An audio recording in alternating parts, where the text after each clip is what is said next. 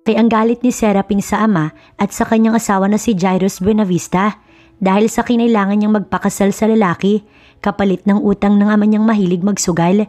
Hiniwalayan niya din kasi ang dating nobyo para pakasalan ng lalaki hanggang sa unti-unti rin siyang nahulog at ito'y minahal. Ngunit natuklasan niya ang lihim ng silid na hindi mabuksan-buksan ng kahit na sino sa bahay at tanging ang asawang si Jairus lamang ang nakakapagbukas nun at doon niya nakita ang napakarami niyang litrato simula pagkabata. Ano kayang gagawin ni Serapin kapag nalaman niya rin ang dahilan kung bakit niya naging stalker si Jairus nung hindi pa sila mag-asawa? Ating alamin ang buong kwento. Kailan mo ba ako susundin ha? Kapag ubos na ang pasensya ko? Sinusundan si Serapin ni Jairus, ngunit hindi niya pinapansin ng asawa. Panay pa rin ang kanyang lakad. Gusto na lamang niyang makarating sa kwarto niya sa itaas tapos isasara niya ang pinto. Ano ba? Bitiwan mo nga ako? Galit niyang ani dahil nahawakan ni Jairus ang kanyang braso. Nagtagisan sila ng tingin. Walang sino man sa dalawa ang gustong magpatalo. Bakit? Bakit hindi mo ko magawang sundin? Binibigay ko naman lahat ng gusto mo. Tapos ginaganito mo pa rin ako? Sinuklian niya ng mahinang tawa ang sinabi ng asawa. Bakit ha? Kasi hindi naman kita mahal at kung hindi dahil kay daddy na makukulong dahil sa pagkakautang niya sa'yo, hindi kita pakakasalan. Binitiwan ni Jairus ang kanyang braso. You still want that guy ha? Napalunok siya dahil sa klase ng pagtatanong nito. Bakit? Anong gagawin mo? Ngumisi ang kanyang asawa. Kapag naman pala natatakot ka, napapasunod ka. Wag mo na ulit susubukan na suwayin ako kung ayaw mo na mapahamak ang lalaking yun. Tsaka siya nito tinalikuran. Tinawag niya pa si Jairus, ngunit hindi na siya nito pinansin. Sa inis ni Serapin ay padabog niyang tinungo ang kanyang silid. Oo, silid niya lang dahil hindi naman siya papayag na makasama niya sa iisang silid ang lalaking yun. At isa pa kahit kasal na silang dalawa, wala pa namang nangyayari. Kailan ba ako makakalaya sa impyernong buhay na to? Tanong niya kahit wala namang sasagot nun dahil mag-isa lamang siya sa silid. Napahiga na lamang siya sa kama tsaka ipinikit ang mga mata. Pinili niya na lamang na matulog muna. Kung masyado siyang magpapaka-stress, wala rin naman siyang mapapala at papangit lamang siya kaya mabuti pang matulog na lamang. Nagising na lamang si Serapin dahil sa mga tapik sa kanya. Ma'am, kumain na po kayo. Nakahanda na po ang dinner ninyo. Bumangon si Serapin tsaka tinignan ang matandang katulong. Hindi, ayokong kasabay ang lalaking yun. Wala naman po si Sir Jairus, hindi pa po bumabalik. Kapag ganoon po ang bilin niya sa amin, pakainin po kayo kahit wala pa po siya. Sige, mauna ka na, bababa na ako. Tumango lamang ito at naglakad na palabas ng kanyang silid. Pagdating niya naman sa may dining, ay paborito na naman niyang pagkain ng nakahanda, kaya nga nagtataka siya na baka sinasadya na ganoon para maparami siya ng kain. Pwede rin namang na nagkataon lang. Ninamnam ni Serapin ang pagkain hanggang sa madami na pala siyang nakakain kaya tumigil na siya. Naubos ko po, ipagluto niyo na lang po ulit ang lalaking yun. Aniya at tumango lamang ang matandang katulong pero siya ay muling bumalik sa kanyang silid. Bumalikwas ng bangon si Serapin, pakiwari niya may humaplos sa mukha niya. Ngunit ngayong gising na siya ay wala naman. Siguro'y kasama lang iyon sa kanyang panaginip kaya imbis na mag-isip, bumalik na lamang siya sa pagtulog. Masyado pa kasing maaga at wala rin naman siyang ibang gagawin sa bahay na iyon. Kinaumagahan ay tinanghali ng gising si Serapin pero wala naman iyon sa mga tao dun dahil itinuturing nga nilang reyna si Serapin gaya ng bilin sa kanila ng amo. May nakahanda pong fried rice and adobo ma'am, ngunit kung may iba pa kayong gustong kainin ipagluluto ko kayo. Pagbaba ni Serapin, sumalubong sa kanya si Manang Nes. Ayos na po yun Manang, aniya na ikinatango na lamang ng matanda. Ang amo niyo po, ang tinutukoy niya ay si Jairus. Hindi pa rin umuwi. Ngunit bakit nga ba siya nagtatanong? Hindi ba't iyon ang maganda? Para naman hindi niya na nakikita ang lalaki. Sa halip na problemahin pa ang walang kwentang lalaking iyon, kumain na lamang si Serapin at gaya na lamang kagabi, marami na naman siyang nakain. Busog na busog tuloy siya. Sana nga lang hindi siya tumaba. Hindi alam ni Serapin kung paano lilibangin ang sarili Noong nandun pa kasi siya sa bahay nila, pinagbibigyan lamang siya ng daddy niya sa lahat ng gusto niyang gawin. Mapagmahal na ama kasi ang daddy niya, kaso nga lang ay adik sa sugal. Kaya ayun, noong natalo, siya ang naging kapalit para lamang hindi ito makulong dahil masyadong malaking halaga ang pinag-uusapan. Kaya nga malaki ang galit niya rito. Kung buhay nga lang ang mami niya, hindi nito hahayaan na ganoon ang mangyari pero wala na. Wala na ang mami niya dahil maaga itong kinuha ni Lord dahil sa sakit nito. Patungo si Serapin sa kanyang silid nang siya ay may makabungguan. Hindi kasi siya tumitingin sa dinaraanan dahil abala siya sa pag-iisip. Nang mag-angat siya ng tingin ay si Jairus pala. Paano ito napunta dun? Hindi siya pwedeng magkamali ng rinig. Kasasabi lang ni Manang sa kanya na hindi pa raw ito umuwi. San ka galing? What kind of question is that? Sa kwarto ko. Kausap ko si Manang kanina sa baba. Sabi niya hindi ka pa umuwi, kaya wag mo akong lokohin. Kumunot ang noon ito. Saan kayo nag-usap na dalawa kanina? Sa may dining. Nandun kayo kaya marahil ay hindi nyo napansin ang pagdating ko dahil ang main door ay nasa may living room. Pagkatapos sabihin ng mga salitang yun, tila ba sinusuri pa nito ang magiging reaksyon niya. Umirap na lamang siya tsaka ito nilagpasan. Papasok na sana si Serapin sa kwarto niya nang may sabihin muli si Jairus. Mamaya susunduin kita. May pupuntahan tayo. Itatanong niya pa sana kung saan pero binilisan nito ang paglakad at tinatamad na siyang bumaba kaya napapadyak na lamang sa inis si Serapin. May pupuntahan daw tapos hindi man lang sinabi kung saan. Kahit kailan talaga nakakainis ang Jairus na yun. Bakit hindi mo sinabi sa akin sa ganitong lugar pala tayo pupunta? Para ano? Para hindi ka sumama? Sa halip na sagutin ang itatanong niya, ay tanong din ang naging sagot ng asawa, kaya napairap na lamang siya rito. Pero may bigla na lamang lumapit na lalaki at binati nito si Jairus, pati na rin siya, kaya napilitan si Serapin na ngumiti na lamang. Maya-maya pa, sa kanila na nakatutok ang mga kamera. Mr. Buenavista, ano pong masasabi niyo na makakatanggap na naman kayo ng award ngayong taon at sa gabing ito? Saglit na napaawang ang labi ni Serapin. Kaya pala tila nasa isang awarding ceremony sila dahil iyon talagang magaganap. Ngunit bakit kailangan na isama pa siya kung ito lang naman ang awardan? I guess, nadigdagan ang aking inspirasyon. Tila ba kinilig ang mga reporters sa naging sagot ni Jairus? Napatingin ang mga ito sa kanya. Nagsilayuan na rin ang mga ito dahil pinatabi ng mga bantay ng event na yun. Isa-isang tinawag ang mga kilalang tao sa business world na may award hanggang si Jairus na ang tinawag, kasabay noon ay may tumawag din sa kanya. Paglingon ni Serapin sa may bandang likuran niya kung saan niya narinig ang boses ay kanyang nakita ang ex na si Levi. You're here. Natutuwang sabi nito habang tinatanggap ni Jairus ang award bilang pinaka-successful businessman in the country ay kitang-kita niya naman mula sa kanyang kinatatayuan kung paano makipag-usap ang asawa sa ex nito. Hindi niya maiwasang lamunin ng selos pero hindi rin naman niya kayang ipahiya doon ng asawa at magmukha itong masamang babae. Serapin, mahiya ka naman. Nasa stage ang asawa mo't pinaparangalan pero ikaw nakikipag-usap sa ex mo? Hindi inaasahan ni Serapin na nandoon pala ang kanyang daddy. Bakit? Para kay Jairus? Tito, we're just talking. Paliwanag ni Levi sa kanyang daddy. Pakiusap lamang iho. May asawa na ang aking anak, kaya kung pwede layuan mo na siya. Mahinahong sabi nito kay Levi na walang ibinigay na sagot. Maya-maya pa'y may humawak sa kanyang kamay at marahan siyang hinila paalis dun.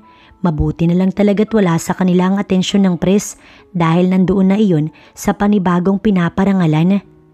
Hindi mo man lang ba ako kayang respetuhin? Galit na tanong ni Jairus sa kanya nang nasa sasakyan na sila, ngunit walang ibinigay na kasagutan si Serapin sa asawa at nanatili lamang siyang tahimik. Bakit? Anong gusto mo?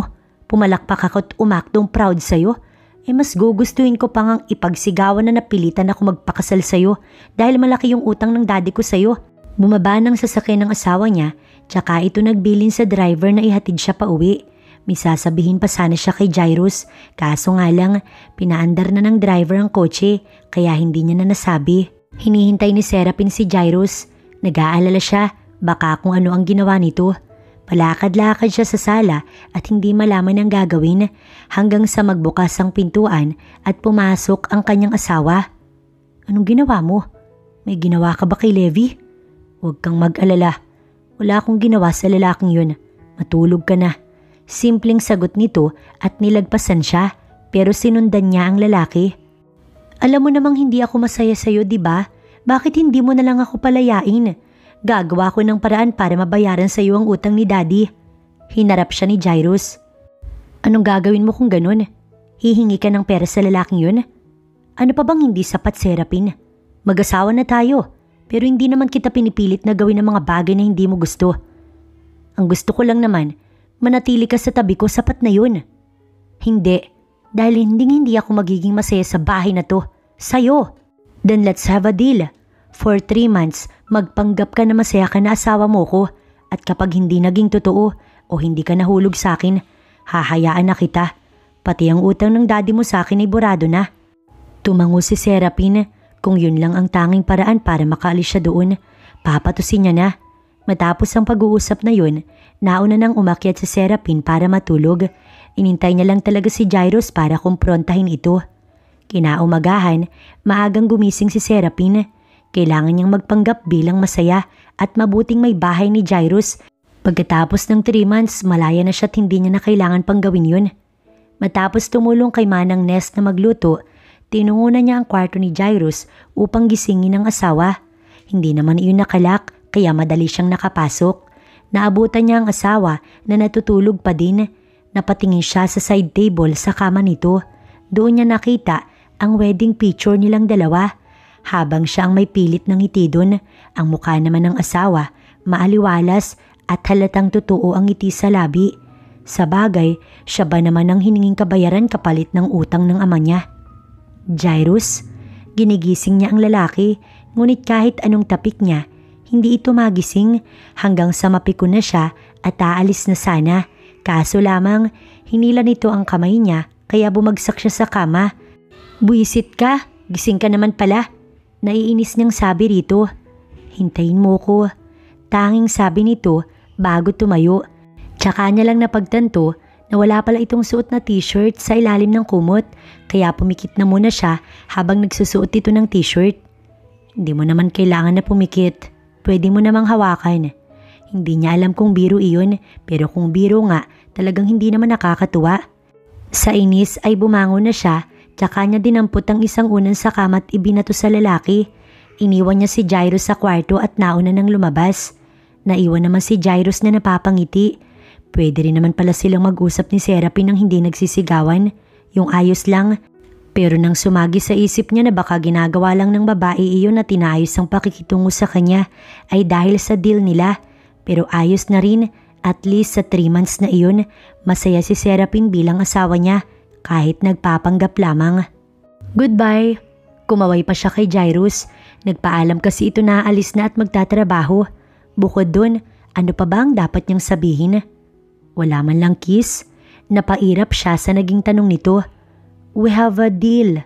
Hindi pa nito tapos ang sasabihin pero nilapitan niya na ang lalaki at humalik sa pisngi nito.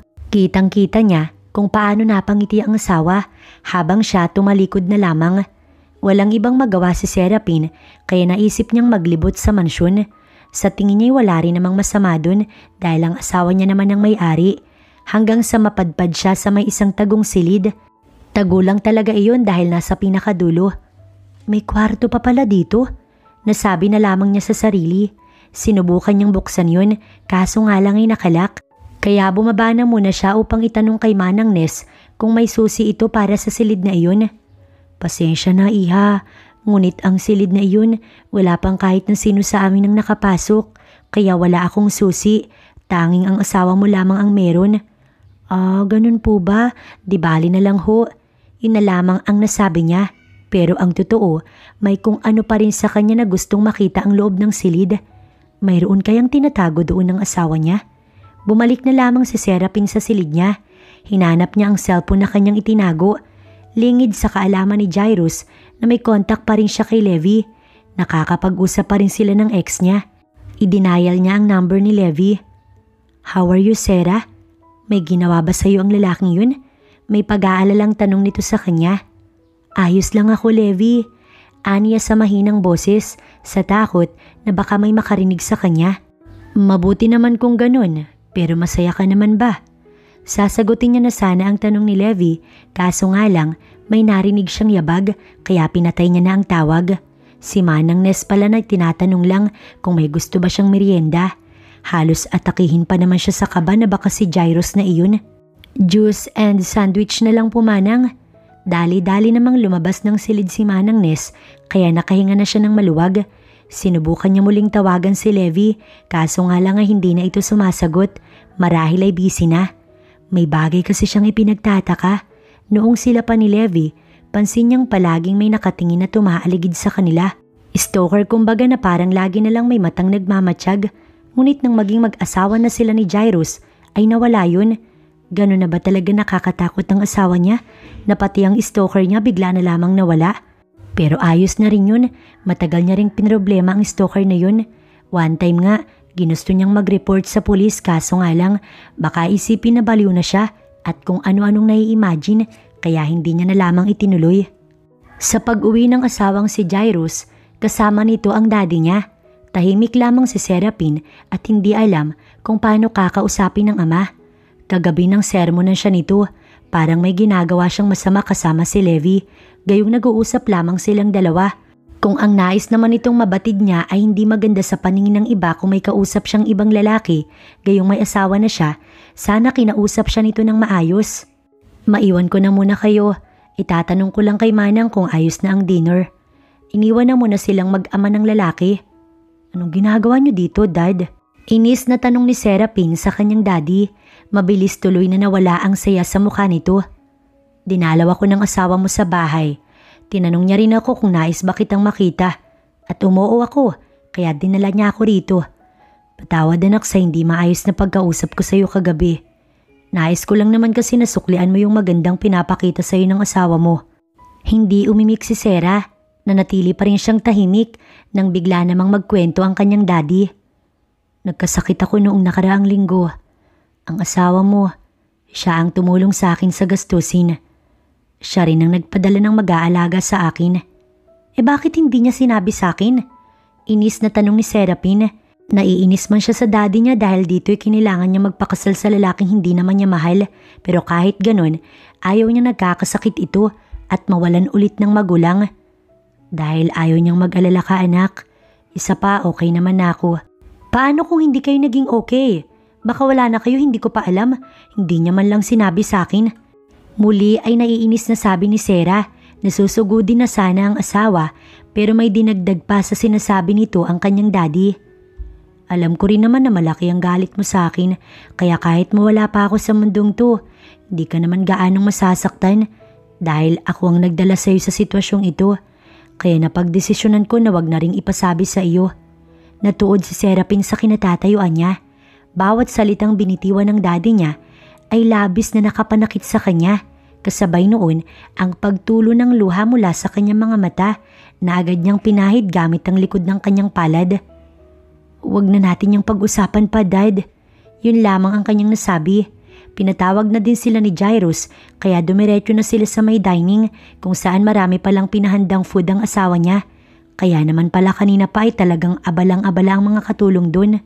Ito, paborito mo to, diba? Si Jairus ang naglagay ng ulam sa kanyang pinggan. Pero paano nito nalaman na piniritong bangus ang kanyang paborito? Paano mo nalaman? Hindi niya napigilan ang sarili na magtanong kaysa naman maging palaisipan sa kanya.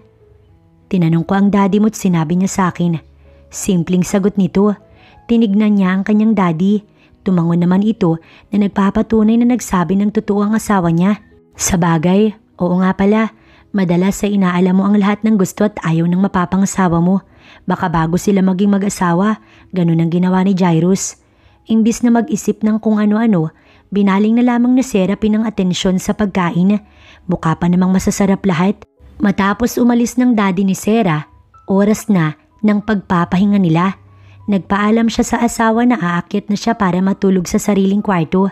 Akala niya, hahayaan siya nito, ngunit pinigilan siya ng asawa sa pamamagitan ng paghawak sa kanyang kamay. Hindi ka na matutulog dun simula ngayon. Doon ka na matutulog sa kwarto ko. Tumaas ang kilay ni Serapin sa sinabi ng asawa. Aangal pa sana siya, kaso lamang ay ipinaalala na naman ito sa kanya. We have a deal. May masaya bang mag-asawa na natutulog sa magkahiwalay na silid?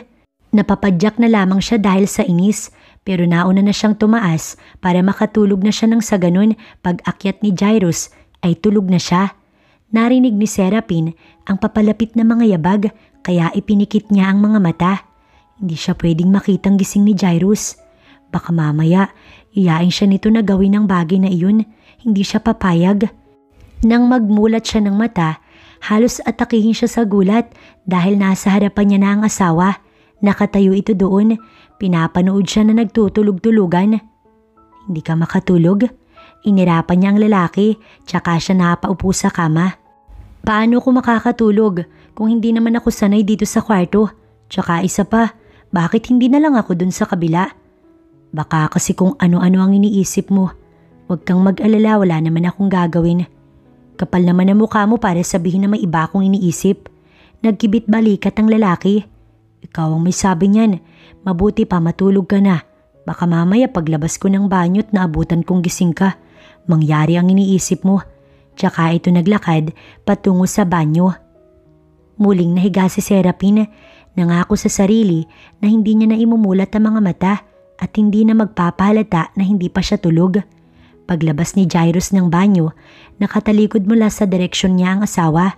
Batid niyang gising pa ito dahil hindi humihilik pero hindi iyon ang pumigil sa kanya para tumabi dito at yakapin si Serapin. Mukhang tatanghaliin siya ng gising para bukas. Kung katabi niya si Serapin ay parang gusto niyang matulog ng mas mahabang oras. Habang si Serapin, hindi alam kung paano pa siya makakatulog. Nakayakap lang naman si Jairus sa kanya, kaya nga pati ata paghinga niya, pinipigilan niya. Kung pwede niya nga lang tanggalin ang pagkakayakap nito. Kaso nga lang, mahalata nito nagising pa siya kapag ginawa niya yun, kaya pinilit na lamang niya ang matulog. Kinaumagahan ng magising si Serapin, wala na sa tabi niya si Jairus, kaya nakahinga na siya ng maluwag. Lalabas na sana siya ng silid nito at babalik na sa tunay niyang silid para makatulog ng maayos. Kapag nagigising kasi siya at nakayakap sa kanyang lalaki, tinatanggal niya iyon, ngunit bumabalik na naman, kaya naman kulang siya sa tulog. Let's eat. Pero pagbukas ng pinto ng kwartong iyon, ay iniluwa noon ng lalaki na may dalang breakfast na nasa isang tray. Kung ganoon ay hindi ito pumasok, ibig sabihin lang din noon ay buong araw niya itong makakasama. Hindi ka ba papasok sa trabaho mo? Kailangan ng mga empleyado mo ang boss nila. Ano mananatili ka na lang dito? Imbis na mainis sa tanong niya, mahina lamang na natawa si Jairus. Why? Gustong-gusto mo na bang umalis ako? Okay, aalis naman talaga ako ngayon. Medyo nagpa-late lang dahil hindi ko hahayaan ng mga employee ko. Napangiti na lamang si Serapin sa narinig, kaso nga lang may dinagdag si Jairus kaya mabilis na nawala ang ngiti niya sa labi.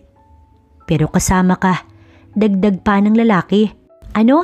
Bakit kailangan nakasama pa ako? Ano ka bata? Kaya mong mag-isa? Inspiration. I need one so isasama kita. Umirap si Serapin. Hindi ako sasama. Pagmamatigas niya sa asawa. Hindi ka sasama? Hindi. Hindi pa rin magbabago ang kanyang isip. Then, I will stay here too. Gagawa na lang tayo ng anak. I think na mas maganda yun.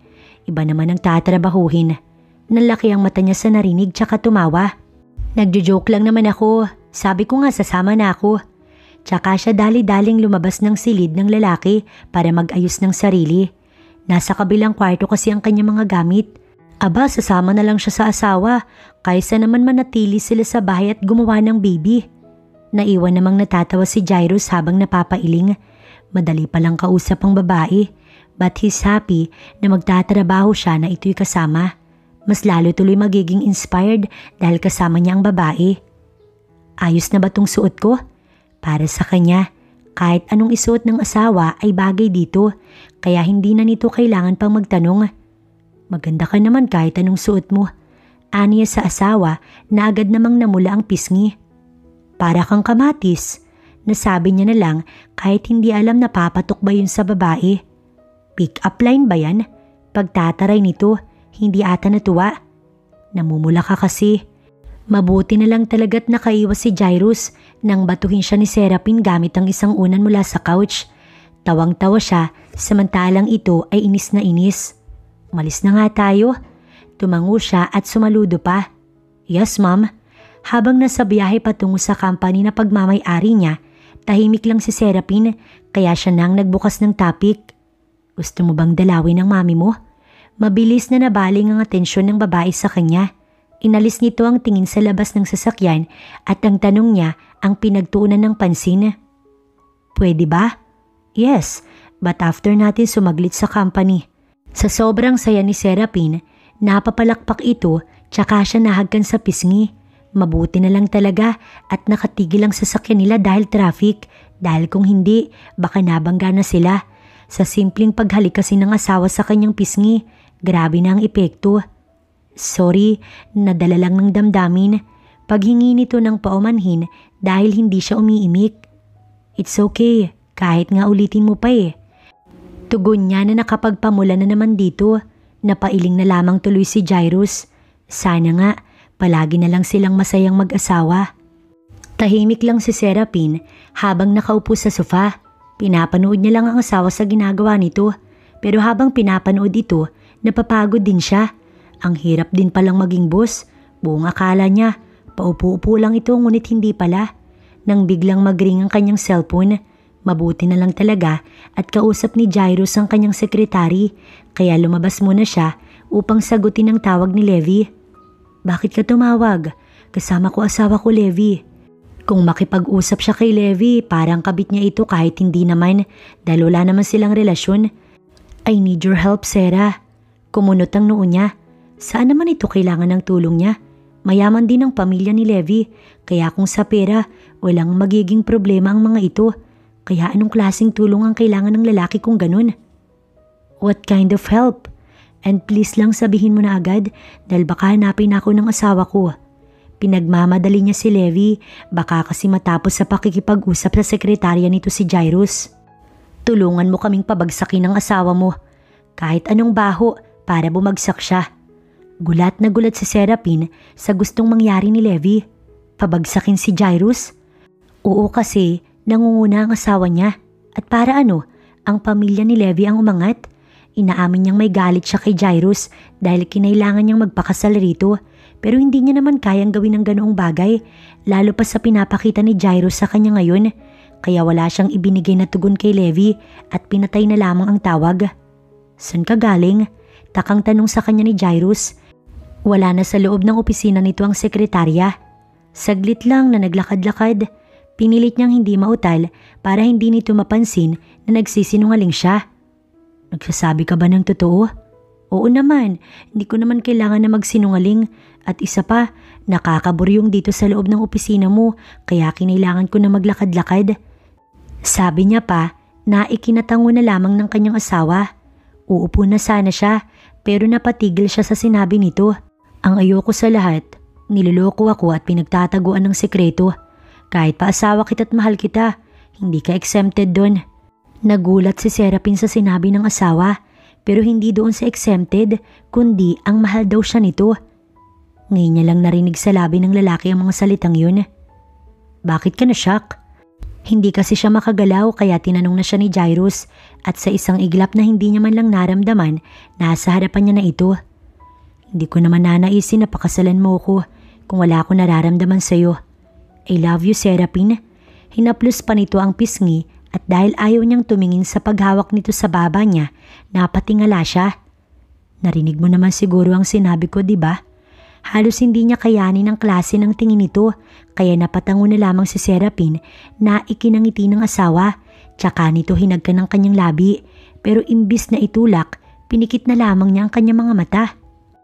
Habang papunta sila sa puntod ng mami niya, hindi pa rin mawala sa isipan ni Serapin ang hinihinging tulong ni Levi sa kanya. Sumabay ang ginawang paghalik ni Jairus sa kanyang labi. Tila ba dama niya pa rin ang labi nito sa kanyang labi at ang naiinis din siya sa sarili niya na hindi man lang niya nagawang itulak ang lalaki. Siguro naiisip ng lalaki na nagustuhan niya ang halik na yun. Napailing na lamang siya, napalingon tuloy sa kanyang asawa. May problema ba? Siguro nagtataka sa kanyang inaasal. Tanging pag-iling lamang ang naging tugon niya, samantalang ito'y tumango lamang. Mabilis silang nakarating sa Memorial Garden kung saan doon nakalibing ang kanyang mami. Ngayon lamang ulit siya nakabisita, kaya mabilis siyang bumaba ng sasakyan. Si Jairus ay sumunod lamang sa kanya. Hi mami, sorry ngayon lang po ako, madami pong ganap eh. Malungkot siyang napangiti, kung sana kasama pala nito ay masaya pa siguro siya. Nang may bigla na lamang tumabi sa kanya. Hello po, I'm your daughter's husband. Huwag po kayo mag-alala, aalagaan at pakamamahalin ko po yung anak nyo. Kung makipag-usap si Jairus sa ina niya, para bang nakilala nito ang mami niya at naging close ang dalawa. Umaambon na, bumalik na tayo sa kotse. Bago tuluyang umalis, hinaplos niya muna ang lapida ng ina, tsaka malungkot na ngumiti at tahimik na nagpaalam dito. Ang mga magulang mo, nasa na sila? Tanong niya sa asawa nang nasa loob na sila ng sasakyan. Katulad ng sa mami mo, wala na din sila? Sorry na tanong ko pa. Nayo ko siya, dapat kasi hindi na siya nagtanong pa. It's okay, tanggap ko naman na wala na sila't nandito ka na. Tsaka nito pinaandar ang makina ng kotse para makauwi na sila. Hindi alam ni Serapin kung nagpapanggap pa ba siya na mabuting asawa sa ginagawa niya dahil ilang araw pa lang, tila ba nagbabago na agad ang lahat. Siguro ay dahil mas lalo niyang nakikilala ang asawa. Ipinapakilala na kasi nito ang tunay na ito. Hindi gaya noon na halos hindi sila nag-uusap at nangyayari lang yun kapag sinisermonan siya nito dahil hindi siya sumusunod. Gabi na silang nakauwi ni Jairus sa mansyon dahil napadaan pa sila sa park. Wala naman silang masyadong ginawa doon bukod sa maupo sa isang bench at saglit na nag-isip. Hindi sila nag-uusap at nakatingin lamang sa malawak na damuhan kung saan madalas maglaro ang mga bata hanggang sa magagabi na kaya napagpasya nilang umuwi na. Manang, ang dami naman ito. Gulat siya nang mapadpad sa may hapag. Ang dami na naman kasing pagkain pero hindi gaya kagabi. Wala naman ang daddy niya kaya nagtaka siya. Pinahandayan ng asawa mo, iha? Napatingin siya kay Jairus. Pinapataba mo ba ako? Tanong niya rito, ngunit umiling ang lalaki. Bakit sa tingin mo ba? Kapag tumaba ka, mawawala ang pagkagusto at pagmamahal ko sa'yo. Hindi yun mawawala, wife. Matutuwa pa nga ako kapag naging ganun na, dahil ako na lang ang may gusto sa'yo. Pinamulahan tuloy siya ng pisngi, habang si Manang Nes ay napapangiti lang. Masaya si Jairus na napapasaya at napapakilig niya ang asawa. Sana nga'y magtuloy-tuloy na iyon at wag na silang bumalik pa sa dati. Pero ang pinakahihiling niya ay makalimutan na nito ang deal sa pagitan nilang dalawa. Nang sumunod na mga linggo, ganun pa rin ang ganap nila ni Jairus. Masayang mag-asawa pero dahil doon, parang hindi na pagpapanggap ang nangyayari dahil tila ba nahuhulog na ang loob niya sa lalaki dahil sa mga ipinapakita nito sa kanya. What the fuck? Napamura si Serapin dahil sa nag-text sa kanya si Levi na nasa labas daw ito ng bahay. Hindi niya nga alam kung paano nito nalaman ang address ng kanyang asawa. Serapin, we need to talk. Ani Levi nang lumabas siya. Levi, ano bang ginagawa mo dito? At tungkol dun sa sinasabi mo, hindi kita matutulungan. Hindi ko kaya ang ganun. Papasok na sana siya pero nahawakan ni Levi ang kanyang braso. Bakit ha? Hindi ba't hindi mo naman mahal ang asawa mo, di ba? Galit ka nga sa kanya at sa daddy mo, di ba? Kaya bakit hindi mo ko tulungan? Umiling si Serapin at pinilit na binawi kay Levi ang braso, ngunit ayaw siya nitong bitiwan. Sakto naman na biglang dumating si Jairus at galit siya nitong inilayo kay Levi.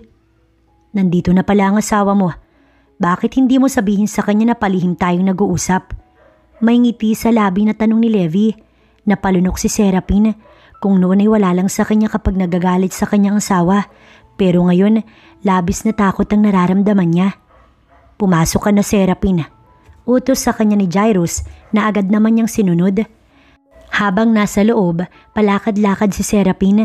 Lalo pat nag-aalala na siya kung ano na ang kaganapan sa labas, kung saang nag-uusap ang ex niyang si Levi at ang asawang si Jairus. Hindi mahirap na malaman ang address na to dahil pwedeng nakuha niya sa iba. Pero gusto kong sabihin mo sa akin ang totoo, Serapin. Nag-uusap ba talaga kayo ng palihim ng lalaking yun? Tanong agad ni Jairus sa kanya nang ito ay makapasok. Takot niyang nilingon ng asawa. Oo, pero wala naman kaming relasyon. Laking pasalamat niya na hindi siya nautal sa harapan nito. Anong nais ng lalaki yun na talagang pinuntahan ka pa niya rito? Naging specific na si Jairus sa tanong sa kanya. Napalunok muna siya bago sinagot ang tanong ng asawa. Gusto niyang hindi niya matuloy-tuloy ang sasabihin sa takot na labis itong magalit sa kanya. Gusto niyang tulungan ko siyang pabagsakin ka. Umuo ka ba? Mabilis na umiling si Serapin kahit na natatakot siya sa asawa sa mga oras na iyon. Galit ka ba sa akin? Promise hindi ako nag-oo. Pinapaalis ko nga siya kanina eh. Imbis na bigyang tugon ng sinasabi niya, niyakap lamang siya ni Jairus at sapat na yun upang mabatid niyang pinaniniwalaan siya ng asawa, kaya naman nakahinga siya ng maluwag. Aminado si Jairus na grabing selos ang naramdaman niya nang maabutan na nag-uusap ang asawa niya at ang ex nito sa labas talaga ng tahanan nila. Pero hinayaan niya pa rin ang asawa na makapagpaliwanag at hindi pinaniwalaan ang sinabi ng ex nito na alam niyang walang katotohanan. At ngayon na nalaman niya na pinaplano pala ng Levi na iyon na pabagsakin siya, dito mangyayari ang ninanais na gawin sa kanya. Hindi niya naman maiwasan ng maging masaya dahil talagang nagpaliwanag si Serapin sa kanya at tila ba ayaw ng asawa na magalit siya dito. Pakiwari niya, unti-unti na rin itong nahulog sa kanya. Kaya hindi na one-sided ang pagmamahal niya. Gusto ni Jairus na magbakasyon silang mag-asawa sa ibang bansa para naman daw makapag-enjoy silang dalawa. Pumayag naman siya. Siyempre, hindi matutuloy ang bakasyon kung ayaw niya. Nakikita niyang gusto talaga ng asawa na mag-unwind, kaya sino naman siya para tutulan ng nais nito. Ngunit bago sila tuluyang umalis ng Pilipinas, nagpaalam na muna sila sa daddy niya na gusto pa nga ni Jairus at gusto rin niya na isama, ngunit ayaw naman ito para daw magkaroon daw silang mag-asawa ng time para sa isa't isa. Gaano katagal ba tayong magbabakasyon dun? Tanong niya sa asawa. Nakapatong ang ulo niya sa balikat nito. May bahay daw kasi ang tita nito sa US at gusto ng lalaki na doon na muna sila. Mag-isa lang daw ang tita nito kaya hindi naman sila makakaabala. Ikaw, kung gaano katagal ang gusto mo? Sagot sa kanya ni Jairus. Paano ang trabaho mo? Mas importante na makapagbakasyon na muna tayong dalawa kaysa sa trabaho, and I can handle both. Napangiti na lamang si Serapin. Habang mas tumatagal, mas lalo siyang nahuhulog sa asawa. Sana nga lang walang maging problema upang hindi niya na kailangan pang pigilan ang sarili na mahulog dito. Matapos ang mahabang biyahe ay nakarating na sila sa kinalalagyan ng tita nito sa US. Sinundo pa nga sila nito sa airport kaya naman medyo nahihiya pa siya dahil hindi naman na iyon kailangan, baka nga nakakaabala pa sila. Pamilyar ka, iha. Parang nakita na kita. Kumunot ang noo niya sa sinabi nito. Sa pagkakatanda niya, wala ang ginang sa kasal nilang dalawa ni Jairus, kaya paano siya nitong nakilala? Ah, ikaw! Hindi na nito natuloy ang sasabihin nang magsalita si Jairus. Is it really okay na sa bahay mo kami mag-stay? Tumango naman ang ginang at napangiti pa dahil sa tanong ng pamangkin. Oo naman, iho. Isa pa, nakakatuwa nga na may makakasama ako at bago mawala ang mga magulang mo, binilin ka nila sa akin. Napatango na lamang si Jairus. Habang nasa biyahe, tahimik lamang sila hanggang sa nakarating na sila sa bahay ng tita Jane ni Jairus. Masasabi niyang malaki iyon para sa isang tao lang, pero may mga kasama naman daw itong katulong. Dito din kami nagbabakasyon noon at nag-stay nang magkasakit si daddy. Pagkukwento sa kanya ni Jairus habang palingalinga siya ng tingin dahil sinusuri niya ang loob ng tahanan. Siguro ay mag-stay na lang kayo sa kwartong pinaayos ko. Yung kwarto mo kasi dito, iho, syempre hindi ko pa napapaayos dahil ayaw mo. Saad nito tsaka mahina pang natawa habang nakatingin sa kanyang asawa. Pansamantala silang iniwan ng tito nito sa may sala dahil i-check daw nito kung ayos na ang kanilang dinner. Gabi na kasi, kaya mamaya diretso tulog na. Pwede ko bang makita ang dating kwarto mo? Tanong niya sa asawa, pero nagulat siya sa naging sagot nito. Medyo napasigaw kasi ang asawa niya nang sabihin ng salitang no, ngunit agad din namang nagpaliwanag. Maybe next time. Pilit na lang tuloy siyang umiti. Inakay na siya nito sa papunta sa may dining para makakain na sila. Baka daw kasi gutom na daw siya At tama naman ang hinala ni Jairus dahil tumunog ang tiyan ni Serapin na ikinatawa nito at nang tiyahin ng lalaki. Nakaramdam tuloy siya ng hiya. Siya ang babae sa mga larawan sa kwarto mo, iho. Tama ba ako? Maagang nagising si Jairus ng umagang iyon, kaya pagbaba niya, naabutan niya ang tiyahin na nagkakape sa may sala.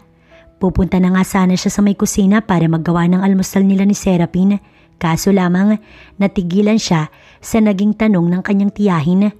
Huwag niyo po sanang mababanggit sa kanya ang mga tungkol sa larawan. May halong pakiusap na sabi sa tiyahin.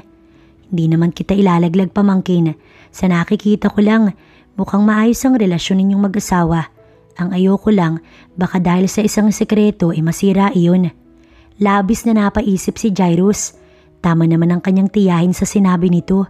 Kaso nga lamang, natatakot siya na aminin kay Serapin kung sino ba siya sa buhay nito noon.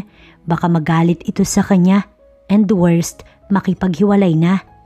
Sasabihin ko din po sa kanya, tita, pero hindi pa po ako handa sa ngayon.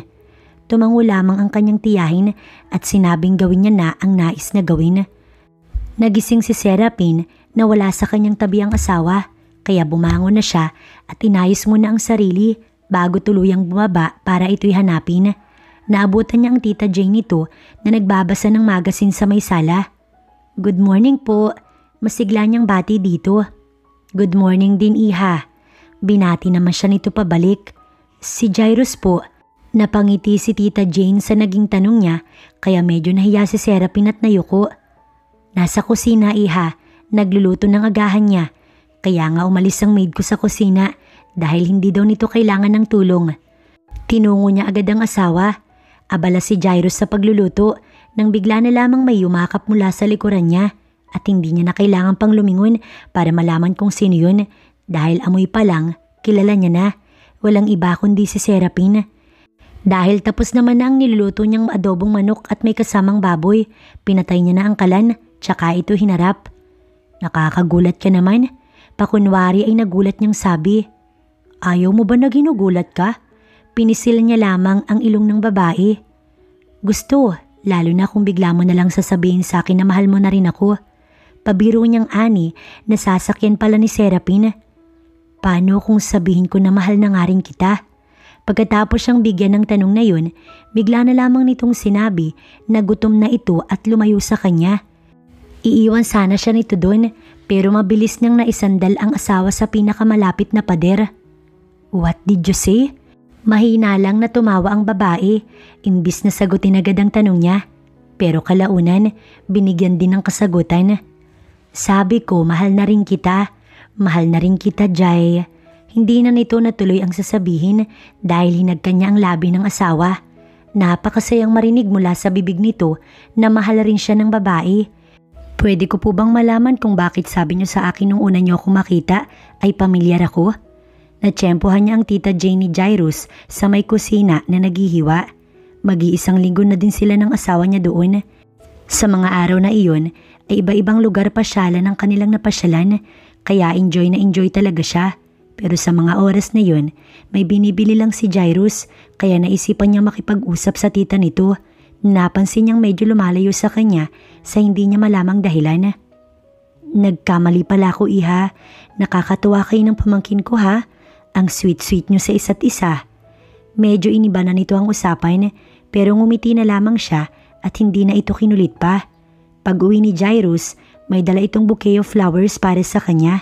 At syempre chocolate na paborito niya, kaya nayakap niya na lamang ang asawa at the same time nagpasalamat dito. Sabay-sabay silang kumain ng tanghalian. Syempre habang kumakain, may kaunting kwentuhan at tawanan na enjoy niya naman, lalo na ang tita ni Jairus na magaling palang magpatawa. Babalik na pala kami sa Pilipinas. Natigil sila sa tawanan nang sabihin iyon ni Jairus. Naiintindihan ko, iho. Lalo na kung kailangan nyo talaga. You know na pwede kang sumama sa amin. I'm fine, maayos naman ako dito. May pag-aalala niyang tinignan si Tita Jane. Ang iniisip niya lang kasi ay baka malungkot ito sa pag-alis, lalo pat ilang araw itong nasanay na may kasama. Sigurado ka, tita? Oo naman, iha. Basta pagbalik nyo sa Pilipinas, wala sanang magbago sa inyo, lalo na ang pagmamahal nyo sa isa't isa. Tumingin muna siya kay Jairus bago siya napangiti. Wala pong magbabago. Napangiti na lamang ang tita Jane ni Jairus sa naging tugon niya, kaya itinuloy na rin nila ang pagkain na naantala dahil sa saglit na dramahan. Masasabi ni Serapin na bakasyon naman iyon. Sa bahay kasi ng tita ni Jairus ay pawang ang isa't isa lamang ang kanilang iniisip. Walang inaasikaso na kahit na anong trabaho ang asawa niya at nakakapaggala sila. At siya, nakalimutan niya na rin ang deal nila. Bukod pa doon, hindi na rin naman siya nagpapanggap na masaya siyang asawa siya nito dahil masaya na talaga siya. Maligayang pagbabalik. Masayang masaya si Manang Nes na nagbalik na silang mag-asawa. Nayakap pa nga siya nito. May naghanap po ba sa asawa ko habang wala kami? Iling ang naging tugon ni Manang Nes. Ibig sabihin lamang noon, walang naghanap sa kanya na ikinatango naman ni Jairus. Nagpapatunay lamang iyon na hindi na nagbalik pa doon si Levi, na mabuti na rin dahil ayaw niya nang masira pa ang pagsasama nila ni Jairus. Siguro kung sasabihin niya sa daddy niya na natutunan niya na ring mahalin si Jairus, tiyak matutuwa ito. Kahit nakababalik pa lang nila, ay balik sa pagtatrabaho si Jairus.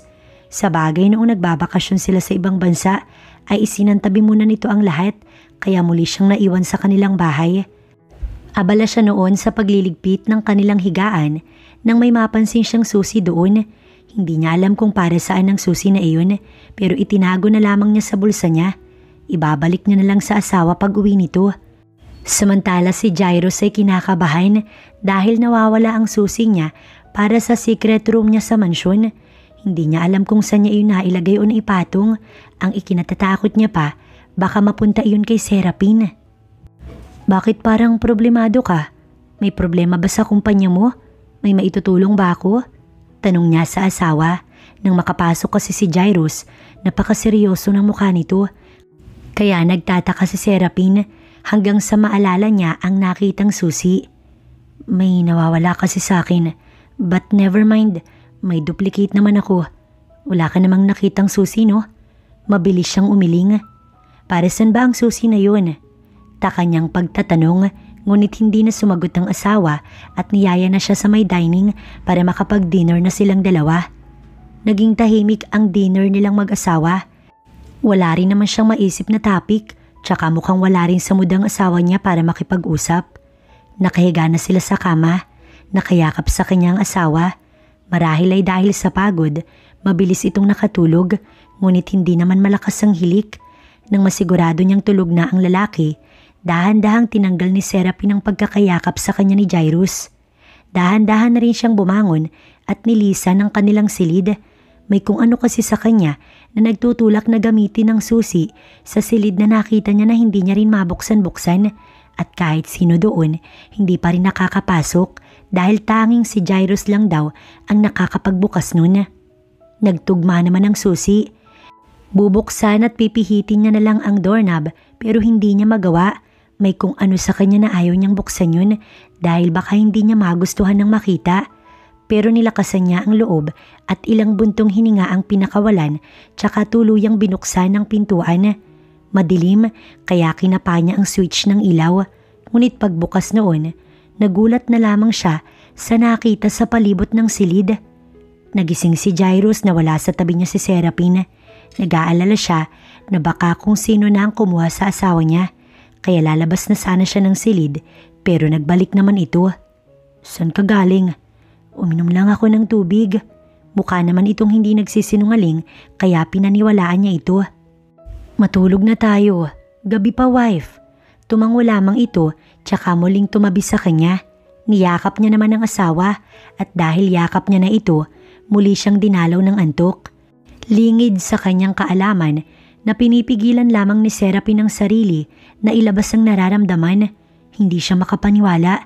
Hindi niya mapaniwalaan na ang asawa niya ay stalker niya rin noon. Malinaw na malinaw at hindi siya pwedeng magkamali. Mga picture niya ang nasa kwartong iyon, karamihan ay stolen. Kaya tila ba nahaluan ng takot ang pagmamahal niya kay Jairus. Hindi mawawala sa isip niya kung paano siya natakot noon at natroma dahil pakiramdam niya palagi na lamang may nakasunod sa kanya at nagmamasid.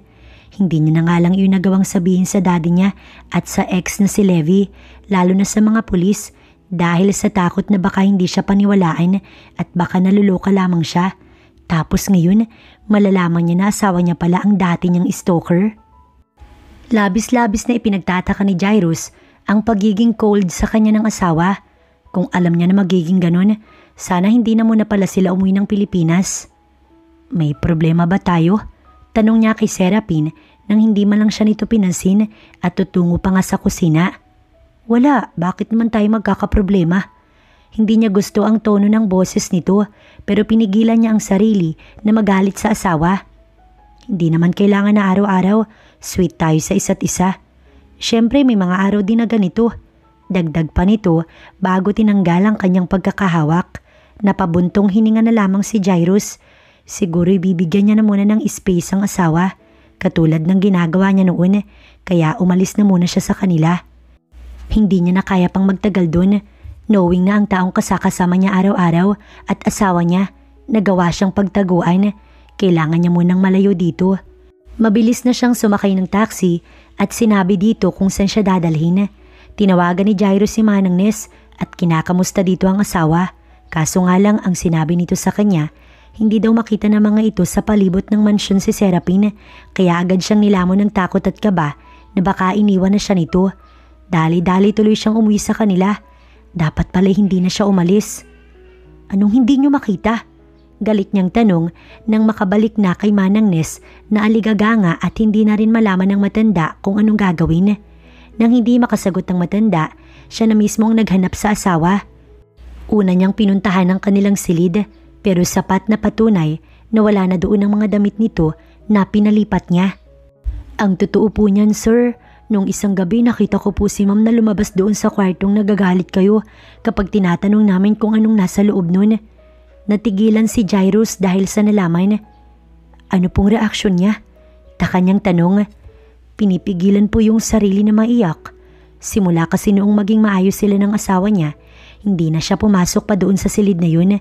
Nabuo tuloy sa isipan niya ang ideyang baka ito nga ang nakakuha ng nawawala niyang susi. Kaya rin nagawa nitong buksan ng silid. Mahina niyang minura ang sarili. Kaya naman pala nag-iba ang pakikitungo ng babae sa kanya. Ano nang gagawin niya ngayon? Tiyak na galit ito sa kanya. Dapat kasi noong naging ayos sila, sinabi niya na agad at inamin sa asawa ang katotohanan. Dali-daling umalis ng bahay niya si Jairus para tumungo sa bahay ng daddy ni Serapin. Umaasa na doon lamang tumungo ang kanyang asawa. Ngunit hindi. Wala ito doon at hindi pa daw napupunta doon ang kanyang asawa.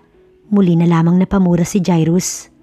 Serapin, I know na hindi naging maganda ang huling pag-uusap natin. Pero ayoko naman na nakikita kang ganyan. Kahit papaano, kaibigan pa rin ang turing ko sa'yo. Kasama niya si Levi. Naroon sila sa isang resto. Naglalakad-lakad kasi siya sa gilid ng daan nang makita siya nito. Dinala siya nito doon upang siya ay makausap ng maayos. Aalis na ako, Levi. Aniya at tumayo na. Pwede kang doon na muna tumuloy sa bahay kung nag-aaway kayo ng asawa mo. Huwag kang mag-alala. Hindi na kita pipiliting tulungan kami kung ayaw mo.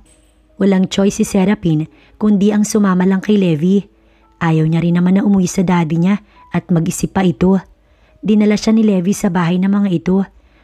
May ngiti sa labi siyang sinalubong ng mami at daddy ni Levi na noon ay magiliw na talaga sa kanya.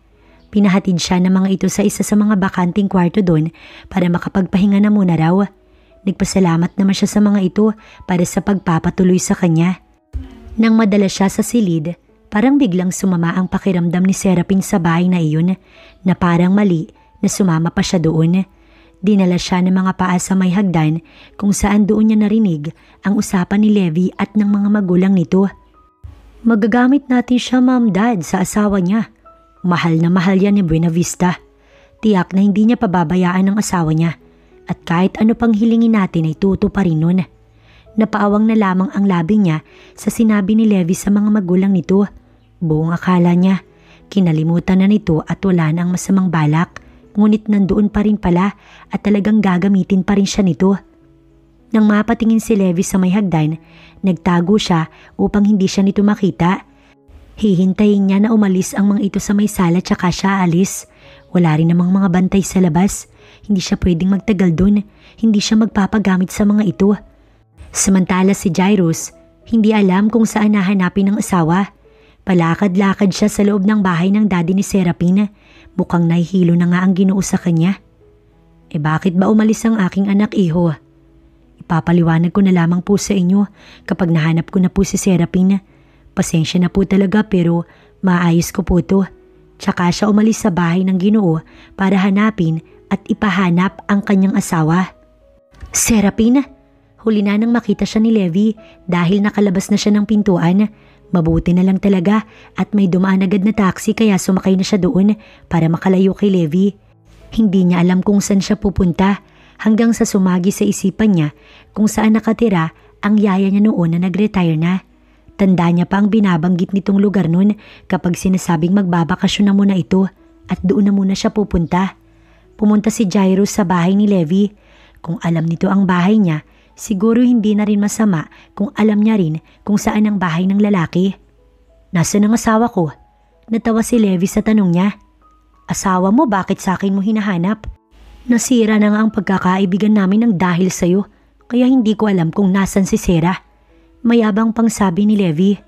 Boss, hindi na talaga nasundan si Ma'am Serapine. Nang bigla na lamang lumabas ang isa sa mga tauhan ni Levi at sinabi iyon sa lalaki. Ibig sabihin lamang, nagsisinungaling lamang ito sa kanya at siya ay pinaglololoko. Napadpad doon ang asawa niya. Pero wala na doon. Kaya imbis na aksayahin ang oras niya, pumasok na siya sa kanyang kotse. Ngunit mayroon talagang pahabol na salita sa kanya si Levi. Ang pagkawala ni Sarah, magagamit namin laban sa'yo. Pababagsakin kita, Buena Vista. Galit na saad nito na hindi naman pinansin ni Jairus dahil ang tanging hangad niya lamang makita ang kanyang asawa at makapagpaliwanag dito upang hindi tuluyang mawala sa kanyang asawa. Sakay na ng bus si Serapine papunta sa bahay ng dati nilang yaya sa Laguna. Doon na muna siguro siya habang nagpapahupa pa siya ng galit sa asawa. Sa ngayon, gusto niya na munang malayo dito. Baka kasi kapag nagharap silang dalawa, kung ano-anong masasakit na salita lamang ang mabitawan niya sa lalaki. Mabuti na lang talaga at may sapat siyang pera. Ano, nahanap mo ba, sir?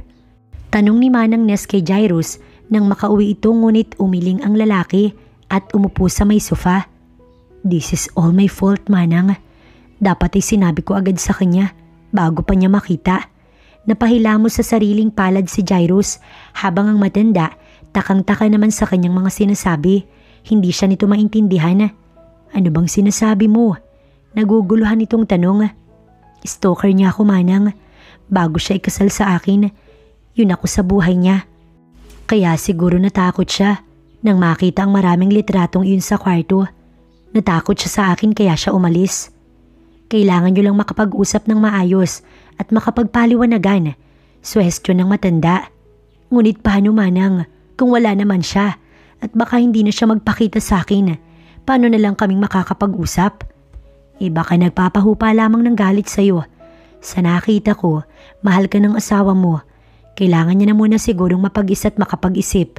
Tsaka sabi nga nila, mahirap hanapin ang taong nagtatago kaysa sa wala. Tanging pagtango na lamang ang naging tugon ni Levi.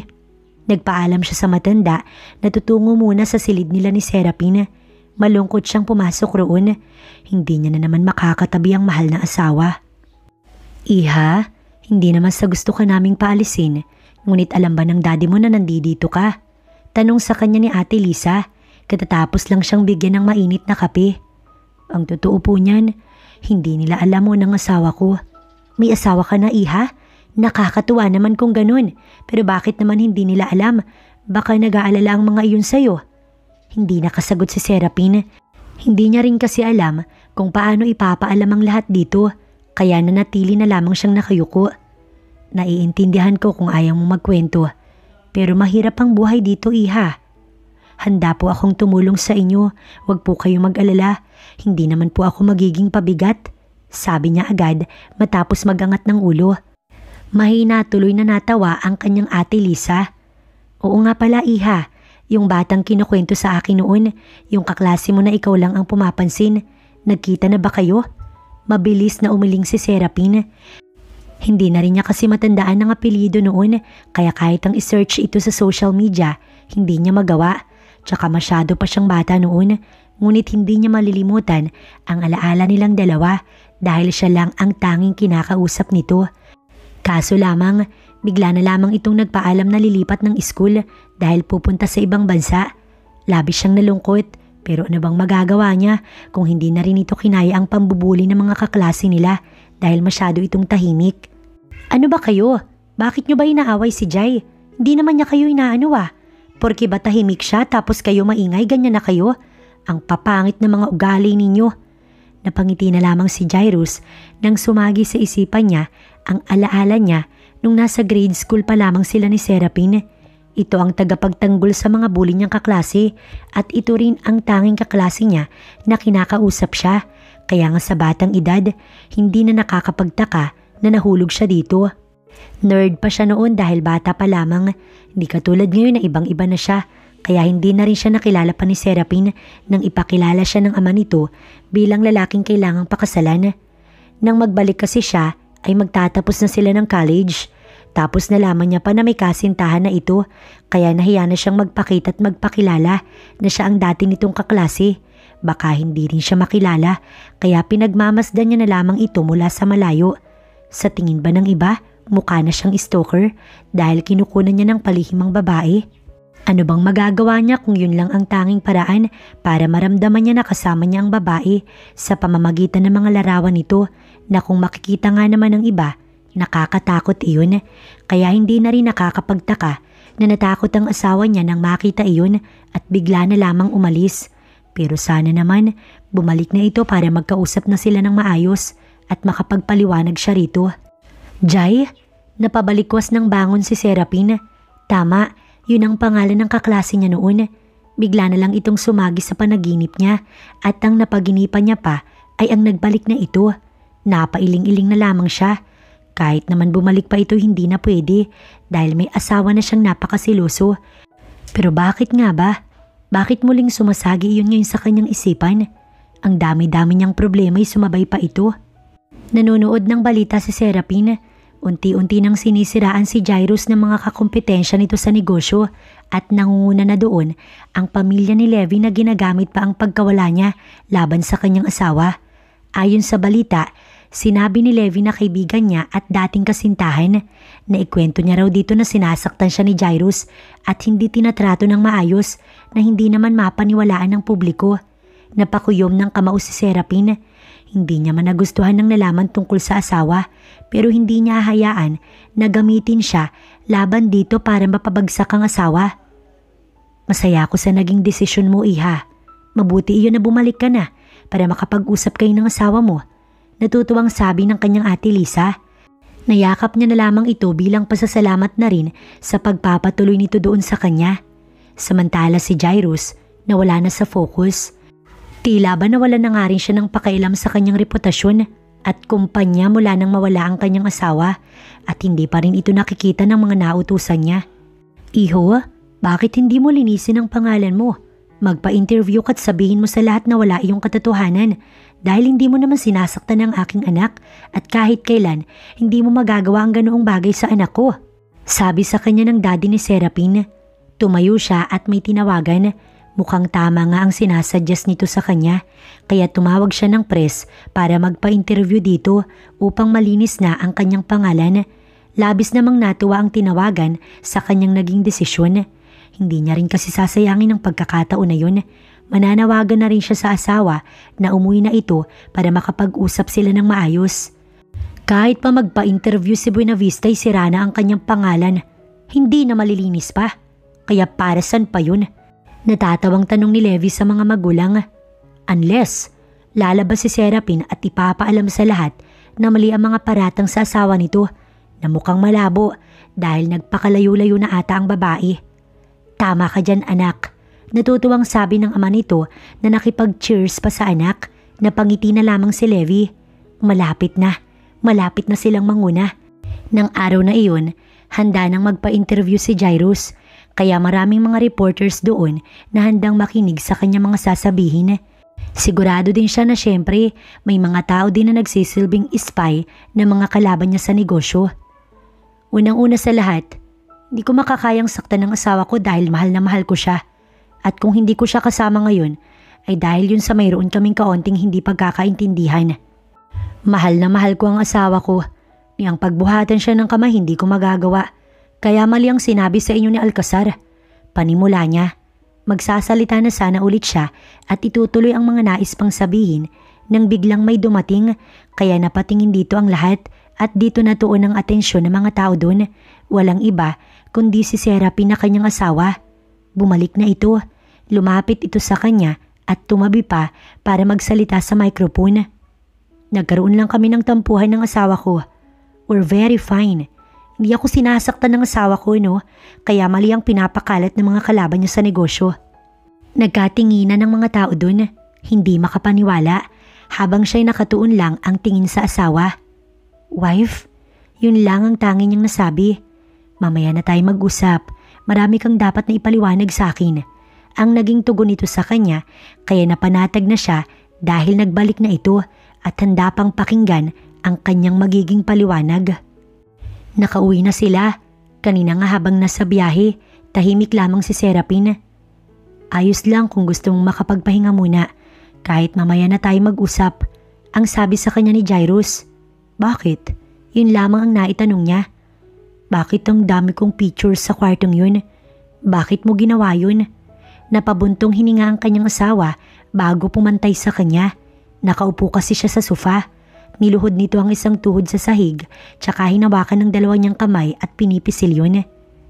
Hindi ko alam kung paano ko ipapaliwanag sa iyo na paniniwalaan mo ko at hindi isipin na gumagawa lamang ako ng kwento.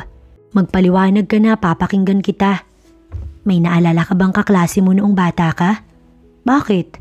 I'm Jai. Ako yung batang tinatawag mong Jai. Ako yun, Serapin. Sorry kung umalis ako dahil yun sa nagkasakit ang daddy ko at kinilangan siyang gamutin sa ibang bansa. Pero nang magbalik ako matapos ang maraming taon, nalaman kong may nobyo ka na, which is Levi. Hindi kita magawang lapitan at sabihin sa'yo na ako ang batang yun na kaklase mo. Baka kasi hindi mo rin ako matandaan. Kaya naisipan kong pagmasdan ka na lamang mula sa malayo. Kahit masakit sa akin na makita kang may kasama ng iba. Yung mga picture mo, kapag tinitignan ko yun, pakiramdam ko kasama na rin kita. Napaawang na lamang ang labi ni Serapin sa kanyang nalaman. Kaya pala noong mga nakaraang araw, napapaginipan niya si Jai ay dahil ito pala ang kanyang asawang si Jairus. Ikaw lang ang naging mabait sa akin noon at kinakausap ako.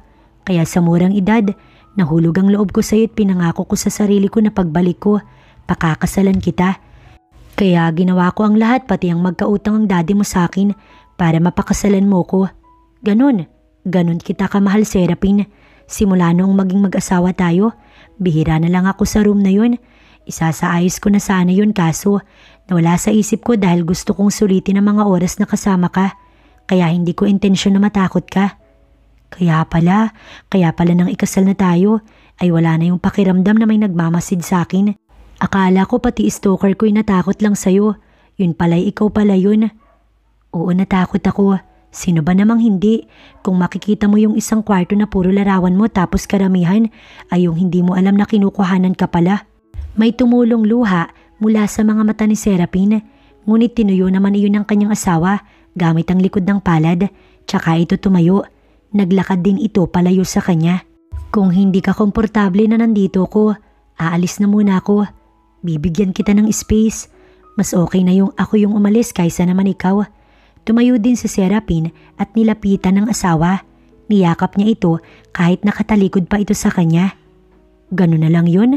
Aalis ka imbis na bumawi sa akin? Umiiyak niyang tanong. Tinanggal nito ang pagkakayakap niya, tsaka siya hinarap. Thank you. Babawi ako sa iyo, wife. Anito, habang ito ang mahigpit siyang yakap-yakap. Napangiti na lamang si Serapin.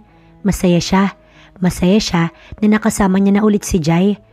Kaya siguro hindi niya nakilala ang asawa na ito ang kaklase niya noon dahil ibang-iba na ito ngayon. Hindi na ito yung nerd at malakas na ang appeal, ngunit kahit ano pa ito, tanggap naman niya. Masayang pinagmamasdan ni Jairus ang asawang natutulog.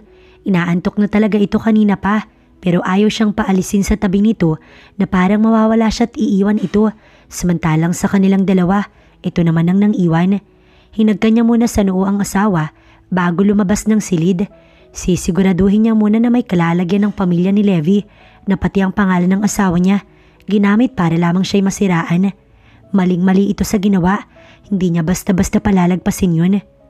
Thank you for your cooperation. Tinawagan na siya ng mga kakilala niyang businessman din na noong una naniwala pa sa mga paratang sa kanya. Pero ngayon, nagbabalik loob na dahil nalinis na ang kanyang pangalan. May ganun talaga sigurong mga tao. Pero natutuwa siya na handang bawiin ng mga ito ang investment sa kumpanya ng mga Alcazar. Tignan niya na lamang kung hindi babagsak ang Levi Alcazar na yun, pati ang pamilya nito. Matapos ang isang tawag, nakatanggap na naman siya ng isa pa, pero wala na itong kinalaman sa negosyo. Ang daddy na ni Serapin na kinakamusta sa kanya ang mahal nitong anak. Maayos lang po siya. Nagpapahinga na po. Nakapag-usap na rin ho kaming dalawa. Maraming salamat po sa ipinayo niyo sa akin. Mabuti naman kung ganun. Bukas na lamang ako bibisita para makausap siya. Ano man pong oras, bukas ang aming tahanan para sa inyo. Tsaka niya pinatay ang tawag at bumalik sa kwarto nilang mag-asawa. Naabutan niyang asawang gising na. San ka galing? Tanong nito habang papungas-pungas. May kinausap lang. Kala ko umalis ka na naman. Malungkot nitong sabi. Why would I do that? Hindi makapaniwalang tanong niya. Wala lang, pero nagawa mo nga yun ng mga bata pa tayo. Kaya pwedeng-pwede mong gawin ulit. Naiiling na lamang na nilapitan ni Jairus ang asawa tsaka yumuko para mahagkan ito sa labi. Kaagad siya nitong itinulak, ngunit huli na rin naman ang lahat dahil nahagkan niya na ang labi nito. Hindi pa ako nagtututbrush. Ayos lang, hindi naman lasang panis na laway. Pabiro niyang sabi. Mabuti na lang at nakaiwas siya nang batuhin siya nito ng isa sa mga unan. Dali-dali rin niyang nilisan ang kanilang silid, hindi para takasan ito. Baka kasi gutom na ang asawa niya, kaya nagiging dragon. Ibig sabihin lamang noon, kailangan niya nang magluto ng hapunan nilang dalawa. Masaya si Serapin na ayos na silang dalawa ni Jairus, kaya naman ipinangako niya sa sarili na hindi na siya basta-basta na lamang aalis. Hindi na ulit nila iiwan pa ang isa't isa. Hinding-hindi na. Napatingin si Serapin sa orasan sa kwarto. Kaya naman pala umalis na sa kwarto nila ang asawa. Baka nagluluto na ng hapunan. Anong oras na rin kasi, kaya maghahapunan na. Saglit niyang inayos ang sarili bago tuluyang lumabas na. Niyakap siya ni Manang Nes na masayang masaya na siya ay makita. Kanina kasi hindi nito nagawa yun dahil binigyan na muna sila ng time na mag-asawa. Masaya ako na nandito ka na ulit, iha. Ako din po, Manang. May ngiti sa labi niyang sabi. Muli lang siyang niyakap ng matanda at parang hindi ito makaget over. Wife, kakain na. Manang, sumabay na po kayo sa amin. Wika ng asawa niyang kagagaling lamang sa may kusina at naabutan pang magkayakap sila ni Manang. Susunod na kami. Panira ka naman ng moment eh. Pabiro niyang sabi sa asawa. Natawa na lamang tuloy si Manang Nes. Masaya akong ayos na kayong mag-asawa, anak. Dinalaw sila ng daddy niya. Labis itong nasisiyahan na ayos na silang mag-asawa. Maski naman siya, ngunit ang masaya nilang pag-uusap nabulabog dahil sa taong sumisigaw mula sa labas ng bahay, kaya naman napalabas sila. Doon nila nakita si Levi na nagwawala. Anong ginagawa mo dito, Alcazar? Galit na tanong ni Jairus dito. Alam ko na may kinalaman ka sa pagkawala ng mga investors namin. Gago ka. Umamin ka. May kinalaman ka, di ba? Unti-unting bumabagsak ang kumpanya namin dahil sa ginagawa mo. Nangihinang sabi ni Levi, ngunit hindi niya magawang maawa dito, lalo pat ang mga ito rin ang gumawa ng sariling problema. Kung hindi lang kasi nito ginamit ang pangalan niya na mas lalong ikinagalit ng kanyang asawa. Oo, ako nga. Patas na tayo ngayon. Para yun sa ginawa mong paninira sa pangalan ko. Walang pagtatanggi na saad ni Jairus, tsaka nito sinabi na muli na silang pumasok sa loob. Papasok na nga sana siya, kaso nga lang tinawag nito ang kanyang pangalan, kaya naman napilitan siyang lingunin ng lalaki. Serapin, may pinagsamahan naman tayong dalawa ya, kaya alam ko na matutulungan mo ko. Pakiusap nito sa kanya, pero wala na siyang magagawa pa. I'm sorry, Levi, pero wala na akong maitutulong. Narinig niya na lang ang pagmumura ni Levi na hindi na nila pinansin pa dahil tuluyan na silang pumasok sa loob ng bahay. Aalis din yun. Iwan ko na lang kung hindi pa siya umalis. kapag mismo mga pulis na ang nagpaalis sa kanya. Paninigurado ni Jairus kaya napatango na lamang siya maging ang kanyang daddy. Masyado kang mataas, iho, kaya maraming gustong pabagsakin ka. Pero iyon lamang ang napapala nila, kaya napakaswerte ng anak ko na siya ang napili mong mapangasawa. Wika ng kanyang daddy, ngunit umiling si Levi tsaka ito lumapit sa kanya. Ako po ang maswerte sa anak niyo. Pero kailan ba ako magkakaroon ng apo? Pabirong sabi ng kanyang daddy. Bigla na namang binago ang topic. Naubo tuloy si Jairus, maski siya ay napaiwas na lamang ng tingin. Medyo matagal na rin silang kasal pero wala pang nangyayari sa kanilang mag-asawa dahil labis-labis ba naman ang pagrespeto ni Jairus sa kanya at ayaw siya nitong pilitin sa bagay na hindi pa siya handa. Soon, Dad, basta sasabihin na lang namin sa iyo pag meron na. Aniya na halos hindi mapaniwalaan ng asawa na sinabi niya ang mga salitang yun. Really? Bulong nito sa kanya nang nakatalikod na sa kanila ang daddy niya na may kausap sa cellphone. Bakit? Ayaw mo ba? Sabik nitong hinagkan ng kanyang labi pero tila ba alam nito na harap na ang daddy niya kaya pinakawalan din ng kanyang mga labi. Sabay na lang tuloy silang napangiti. Nang magising si Serapi ng umagang iyon, wala na ang asawa niya sa tabi niya kaya batid niyang nasa baba na ito at baka nagpe-prepare ng kanilang agahan. Bigla niya ding naalala ang sinabi nito na may pupuntahan pala sila ng araw na yun. Mabuti na lang talaga at medyo hindi na masakit ang nasa pagitan ng mga hita niya dahil ilang beses na din naman nilang ginawa yun. Tinatry na talaga nila ni Jairus na magkaroon ng baby. Naligo si Serapin at isinuot ang damit na sa tingin niya babagay sa kanya. Naabutan niya si Jairus na nagluluto ng kanilang agahan. Tama nga siya, habang si Manang Nes nagsisilbing guide nito. Sabi nga sa kanya ni Manang, nagpapaturo daw si Jairus kung paano lutuin ang mga paborito niyang ulam para ito na daw ang magluluto kapag wala si Manang. Good morning, bati niya para makuha ang atensyon ng dalawa. Nagtagumpay naman siya sa nais. Good. Hindi pa naituloy ng asawa ang sasabihin dahil napansin nito na bihis na siya. Maski nga si Manang Nes, matagal na napatitig sa kanya at nasabi na lang na, "Ang ganda mo, iha." Napangiti na lamang si Serapin. "Matagal ko na pong alam yan, Manang." Wika niya pa. Matapos nilang kumain ng agahan, ay tinungo na ng asawa niya ang kanilang kwarto para makaligo at makapagbihis nang sa ganun makaalis na nga sila. Sa isang school sila pumunta. Araw naman ng linggo, kaya tsak na walang mga estudyante. Pero bakit doon sila pumunta? Anong gagawin natin dito? Kanyang tanong sa asawa. Imposible naman kasing mag-apply ito ng guro doon. Pumasok na muna tayo. Mamaya ikaw din na makakasagot sa tanong mo. Hinawakan nito ang kanyang kamay tsaka sila pumasok na sabay sa paaralang yun. Nakapagpaalam naman daw ito sa may-ari ng paaralan. Pumasok sila sa isang classroom. Kasabay ng pagtapak niya doon ay ang pagbalik ng mga alaala. Iyon ang silid-aralan kung saan sila nagkakilala ni Jairus. Ang silid-aralan kung saan niya ito ipinagtatanggol. Naluluha siyang tumingin sa asawa tsaka ito niyakap ng mahigpit. Pinapaiyak mo naman ako eh. Bumalik ba lahat ng memories? May itinuro ito na bangkuan. Doon ako nakaupo dati, di ba? Ikaw pa nga ang tumatabi sa akin para kausapin ako kasi sabi mo malungkot kapag walang kausap at mag-isa lang. Habang nagkukwento si Jairus, hindi niya maiwasang mapaluha. Oo, nakayakap siya sa asawa habang patuloy na muling minamasdan ang paligid ng silid-aralan. Kapag nagkaanak tayong dalawa, gusto ko na dito din siya papasok. Baka dito rin niya makilala ang nakatadhana para sa kanya. Inalis niya ang pagkakayakap sa asawa. Tsaka siya tumango. Oo, dito, Jai. Napangiti na lamang si Jairus tsaka ito napatingin sa mga labi niya at hinagkan yun. Mami, may crush po ako. Nasa labas pa lang ito ng bahay, rinig na ni Serapin ang boses ng anak niya at nang tuluyan naman itong makapasok sa loob ng bahay, yun ang sinabi ng bata sa kanya. Ha? Sino naman yung katabi mo? Pabiro niyang tanong sa anak niya. Sunod na pumasok ng bahay nila si Jairus na daladala ang bag ng kanilang anak. Grabe! Ang aga-aga ng uwian nila pero hindi kami nakauwi agad. Bakit naman? Napakunot ang noo niya. Kasi po mami, wala po yung sundo ni Heaven. Ayaw ko mag-isa siya kaya sabi ko po kay daddy, hintayin na po muna namin.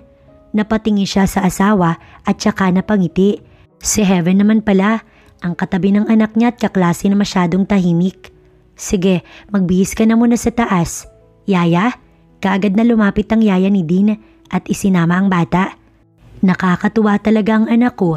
Masyadong honest. Anak natin, wife. Pagtatama ni Jairus sa kanyang sinabi, ikaw naman hindi mabiro. Siyempre, anak nating dalawa. Pero si Heaven talaga no, mukhang pareho kami ng type ng anak mo. Tahimik lamang tapos medyo mahilig mag-aral. Natatawa niyang sabi, kung alam ko lang na nagkagusto ka din pala sa akin nun, dapat pala nung nagbalik ako, nagpakilala agad ako sa'yo. Napailing na lamang si Serapin, tsaka nito hinaplos ang mukha ng asawa. Hindi na maibabalik ang dati, tsaka mag-asawa naman na tayong dalawa diba? Naging asawa mo pa rin naman ako't ngayon may anak na. Napangiti na lamang si Jairus, tsaka nito hinagkan ng kanyang labi. Tumugon naman siya, ngunit agad din silang natigil dahil mabilis na nakabalik ang anak nilang si Dean. Mami, pwede ko din po bang i-kiss si Heaven? Kasi po diba sabi ninyo ni Daddy, ang kinikiss ay ang taong love. Love ko po si Heaven. Nagkatinginan sila ni Jairus, tsaka sabay na nilapitan ang anak nila. Anak, huwag mong gagawin yon. Magagalit ang mami ni Heaven. Tsaka bata ka pa, kaya hindi mo pa alam kung love mo na siya. Crush pa lang ganun. Napanguso lamang ang anak nila, tsaka ito nagsalita ulit. Paglaki ko po, pakakasalan ko po si Heaven para siya po asawa ko, tulad niyo po ni Daddy. Mahina na lamang na natawa si Serapin bago pinisil ng mahina ang ilong ng anak niya. Mana ka talaga sa daddy mo, nasabi niya na lamang. Kung pareho sila ng tipo, mana naman si Dean sa daddy nito. Pero kung hindi naman mababago at ganun pa din, ay sino ba naman sila ni Jairus upang hindi hayaan ng anak sa makakapagpasaya dito? Siguro nga, may mga taong natatakot na umamin sa mga taong gusto nila dahil sa takot na baka wala na silang pag-asa at nagtitiyaga na lang na pagmasdan ito sa malayo. Pero paano mo malalaman kung hindi mo masusubukan na umamin? At kung kayo naman talaga ang para sa isa't isa, tadhana na ang gagawa ng paraan. Hindi rin talaga magandang magtago ng lihim sa partner mo para walang maganap na hindi pagkakaunawaan sa inyong dalawa. Katulad na lamang sa kanila ni Jairus. Ito pala ang dati niyang kaklase na naging stalker niya tapos naging asawa niya na rin dahil sila pa rin talaga ang nakatadhana para sa isa't isa.